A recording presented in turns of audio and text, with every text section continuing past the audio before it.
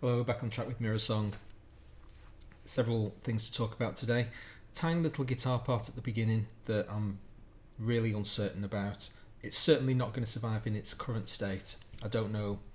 I'm going to have another go at it today, see if I can improve it, but I just wanted something at the beginning. It felt a little bit too sparse. Harmonies are in,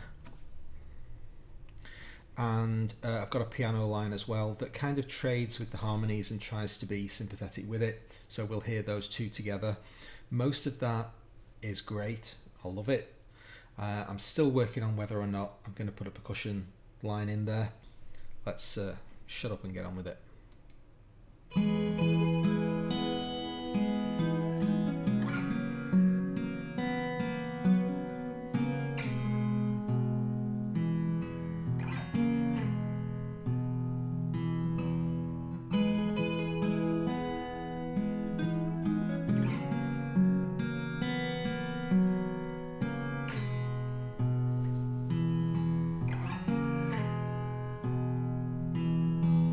Gazing through a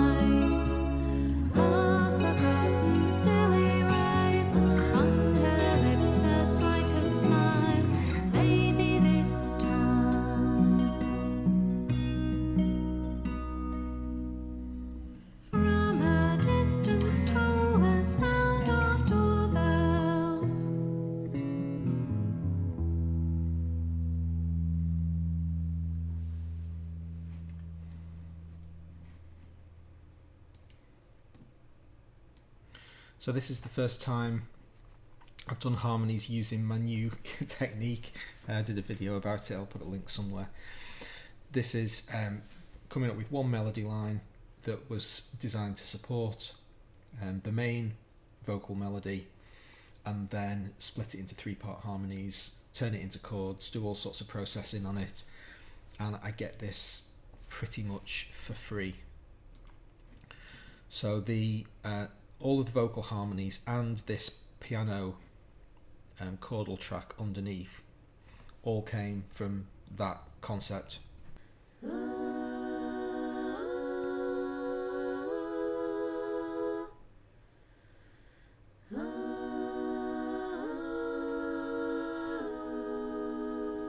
Past the piano.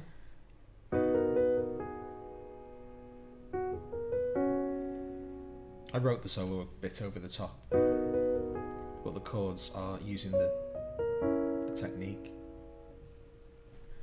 Now both vocals and piano.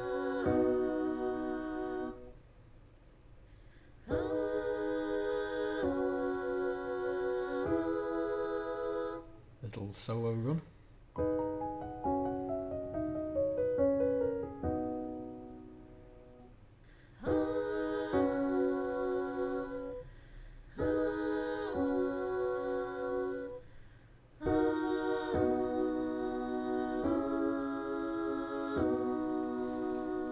So the reason you're hearing 6 tracks is because the vocals are identically duplicated between R's and U's. So each one of these, I deactivate all the solos. So each one of these lines, there's an U and an R equivalent, and the two work together really nicely.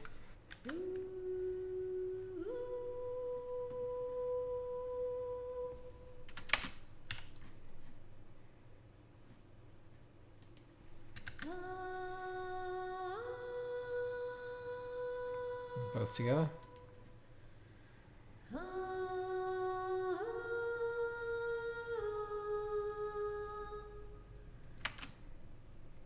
And that's then replicated 3 times. So this is the second line.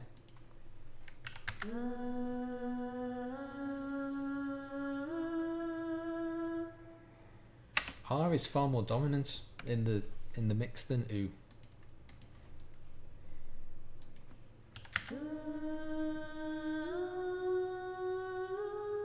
Kind of 50-50 for that one. And then all 6 together just fills the whole thing out. Absolutely joyous. The ones that are muted, we did record an entire part. These over here just got taken out because I felt it was too much to have that going on all the time. There's absolutely nothing wrong with the notes themselves.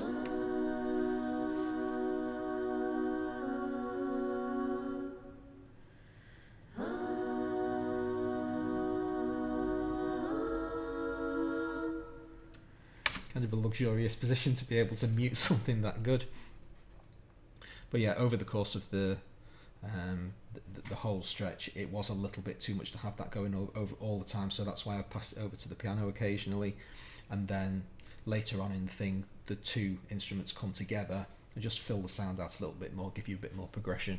I did say I was going to talk about this little guitar solo as well. It's not a solo at all, it's just the wrong name, but it's like an arpeggio thing. Which, even though it's really simple, really thickens the sound. I'm very pleased with it.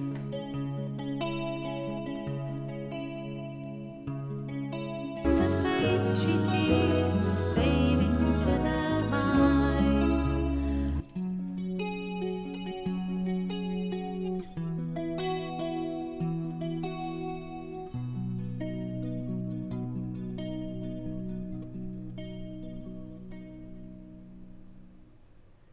I think I've faded out there at the end.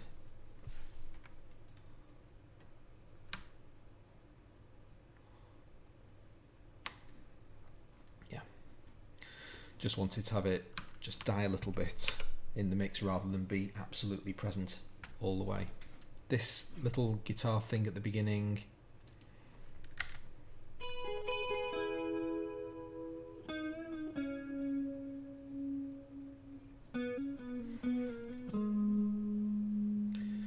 I just wanted something to try to, but when it's not there, I think at the beginning with just the acoustic guitar sound on its own,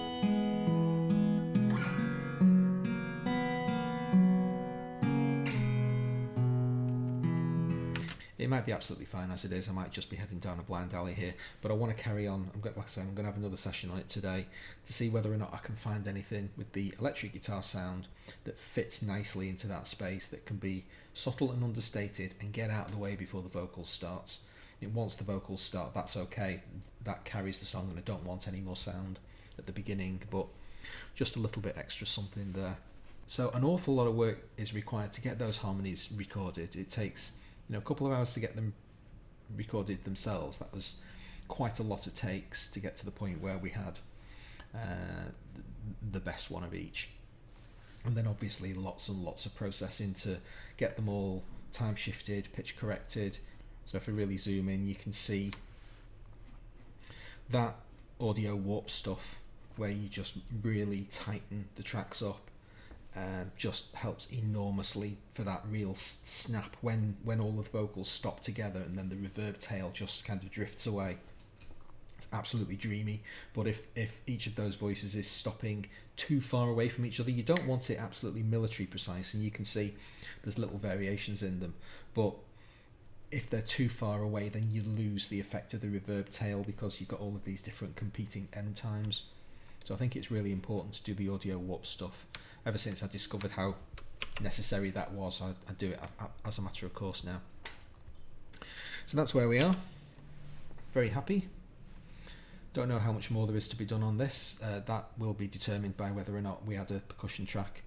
But other than that, it's pretty much down to mixing and get this one finished. Hope you enjoyed it. If you did, please consider subscribing. Hit notifications, then you'll find out when the next episode comes out. Hope to see you then. Thanks a lot.